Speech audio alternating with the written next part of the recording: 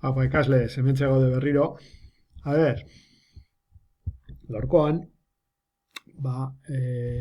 pilula bat utziko dizuet, pizka bat adimen artifizialekin ideien sorren inguruko divergentzia momentuan zauzienean, zer egin, ez? Hau da, hor ideiak sortzen dira, eta ideia horrekin, zer egin, nola antolatu, ez? Hor sortzen diren ideia piloa, kontutan hartzeko zera. Momentu horretan zer egin beharko zenuketen, ez? Bueno, guk planteatuko dugu besarekin egon garenez momentu oro, ez? Honetan ere horrekin jarraituko dugu, ez? Besaren likidazioa Bizkaian eta hortik sortzen diren plantamenduekin, ez? Ibilbide honekin, zer ikasiko dugu, ez? Promptak nola idatzi, ideiak sortzeko, bai? Erraminta desberdinak nola erabili. Kasu honetan ChatGPT, Perplexity eta Copilot, ja hemen baditugu ChatGPT, hementxe daukagu, Microsoft eta Perplexity, hirurak, bai? Orduan, proposamenak nola baloratu, ez? Eta gero aukeratu. Eta adibide praktikoren bat. Bale? Orduan, promptak nola idatzi, ideia sortzeko, oinarrizko printzipio batzuk dituzte. Batez ere betikoa, ez? Testu ingurua. Zein ezaugarri horretan, testu ingurua, berda, saltzen du, zein da zure egoera. Enpresa bat naizen, autonoma naizen, zenbat langile ditudan, pizka bat hori, ez? Zehatza izatea. Asko orokortzen badugu, azkenean hor aak ematen dauen erantzuna,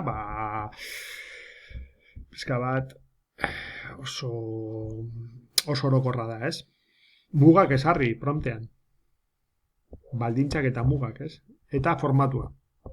Eta nola nahi duzun erantzuna. Zehatza, azkarra, edatua, en fin. Bale, orduan. Hemen daukagu, ez? Enpresa txiki bat naiz Bizkaian eta beza likidatu behar dut. Prozesua erraztu eta denbora erresteko 5 ideia sortzaile eman aldizkidazu, kontuan izan. Enpresa txikia naizela, teknologia digitala erabili nahi dudala. Kostua minimizatu nahi dudala eta legezko bete behar ditu dala. Vale. Orduan, frogatu dezakegu, hau, ez? Kopiar, ez? Eta eramango dugu adibidez ChatGPT-a. Hor kopiatzen dugu. Enpresa txiki bat naiz. Orduan. Copilot bebai erabili dezakegu. Eta Perplexity bebai. Ez?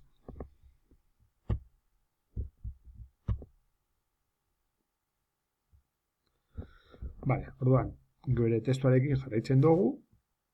Ez, entxaukagu. Hori, adibidea orokorra. Dau zehatzagoa izango litzateke, ez? Prozesua automatitzatzeko estrategiak behar ditut. Bai.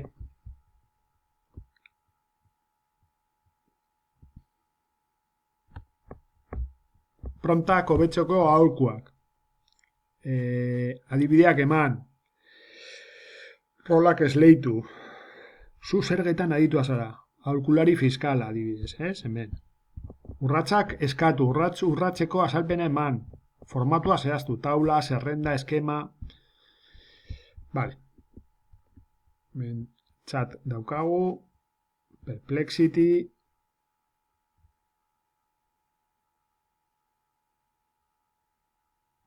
Vale, bueno, gu ja bete beharra eman diogu. Goazen ikustera nola doazen. Bai. Vale, zuregoan, hemen ChatGPT-ak.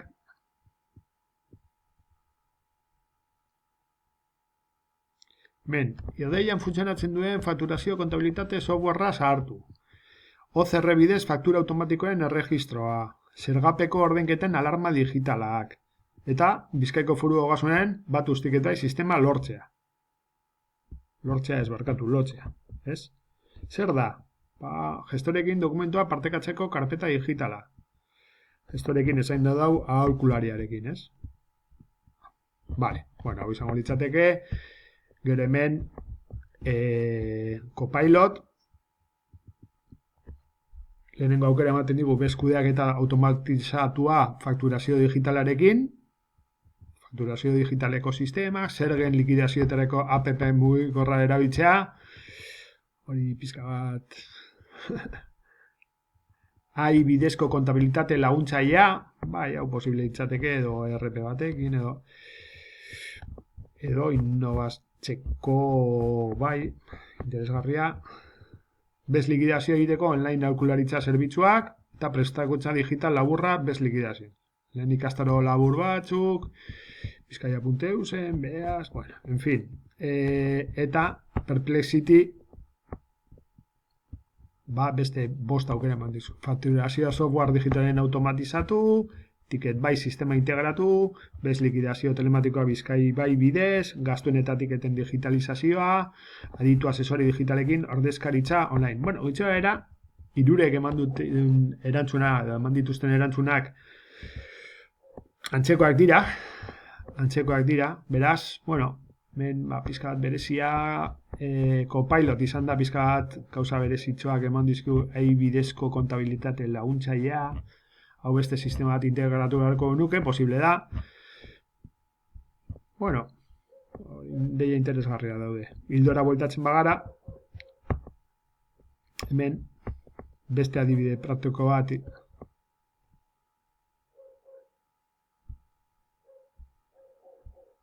hemen beste bat daukagu, ez? Yes.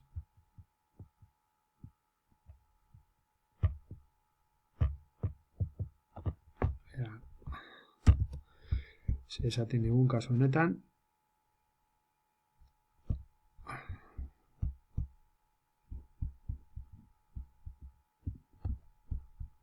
Bera, jugara berriro. Otro V.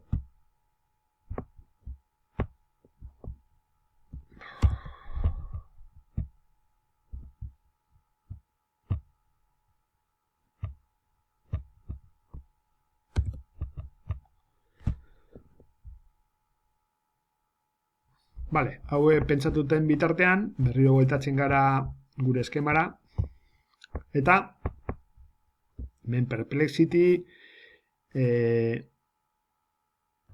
Perplexityren berezitasun bat da informazio eguneratu ematen dauela.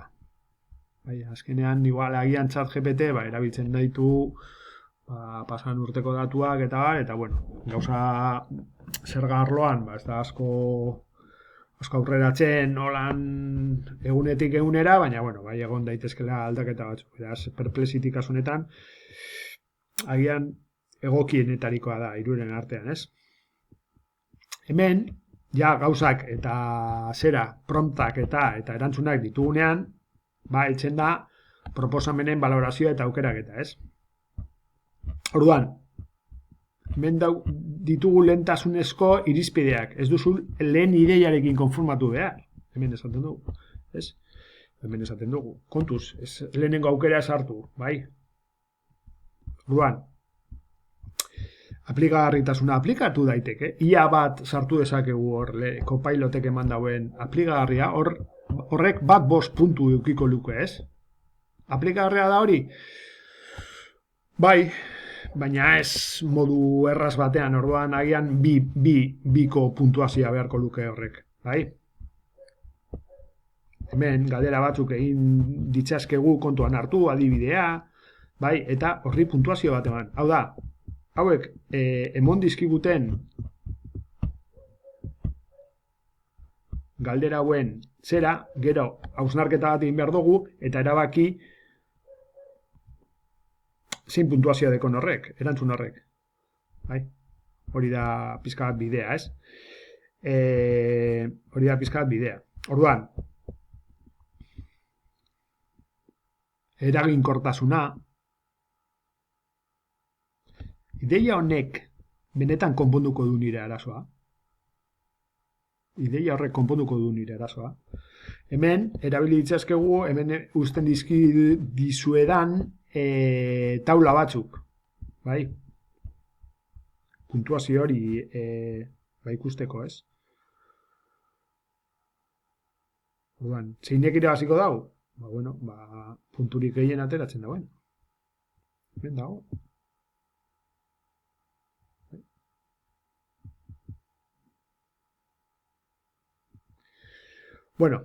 Gomendioak eta aholku praktikoak. Ideia konparatzeko estrategia batzuk, hemen, ez? Lehentasunezko zerrenda, sortu zure lehentasun zerrenda, kostua, denbora, erraztasuna, pros eta kontraen analizia, DAFO antzeko bat, bai, ideiako betzeko teknikak, hartu hainbat ideien zati honenak, kombinatu, soluzio hibrido bat, egiteko, faseka implementazioa, proba txikiak, neurtu emaitzak, erabaki handiagoak hartu aurretik, nik askotan ikusi dut, ideiak aurrera egiten dauen bitartean, gero konturatu, ideia horrek, bide luzerik ez daukala, ez? Saiezteko gauzak, lehen ideiarekin konforma, kostua soilik, konplexutasun konplexutasuna gutxiestea, hau oso ondo dago. No hay que subestimar la complejidad, ez? Gutxienez 3-5 ideia konparatu, eta adibide praktikoa, ideien valorazioa, izango litzateke. Hemen dekoguz formukuntzarako ikastaro bat egitea, kanpolkularitza zerbitzua, kontabilitate software automatikoa, hiru hauek, hemen dago adibide praktiko batekin, zen izango litzateke. Orduan, zeinek irabazten dau? Hemen dekogu 42, 45 eta 41. Orduan, printzipioz, lehenengoak irabazeko luke, ez? Kontabilitate software automatikoa erabiltzea.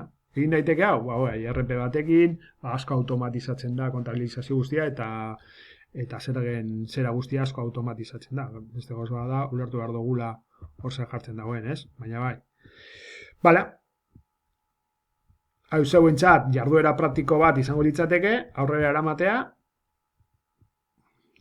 zure egoera definitu, nor zara? Nor zara? Enpresa txiki bat, enpresa handi bat, enpresa ertaina, zer egiten dozu, zertara dedikatzen zara, zein da zure aktibitate ekonomikoa, ez? Hor galdera batzuk, adimen artifiziala erabili, prompt eredua, hemen eredua dago, ideiak baloratu, bidez guretzat, aplikagarritasunak eraginkortasun, baina valorazio handia baldin bado, nek 15, hori pisu hori kontuan hartu beharko dugu. Laugarren urratsa aukeratu eta justifikatu, aukeratu bideia honenak, puntuazio altuenak, eta zergatik aukeratu ditugun, ez? Arriskuen identifikazioa, eta nola egingo dugu horien aurka, ez? Implementazio plan bat hori egiteko, lehenengo astean, bigarren astean, 3 hilabetekoa, urtebetekoa da, eta entregatzeko formatua, sortu dokumentua, ondoreko edukiarekin, zure egoera indeskribuapena, eta gero, azken atal bezala, laburpen eta ondorio batzuk, zer ikasi dugun, pelikula txiki honetan, ez?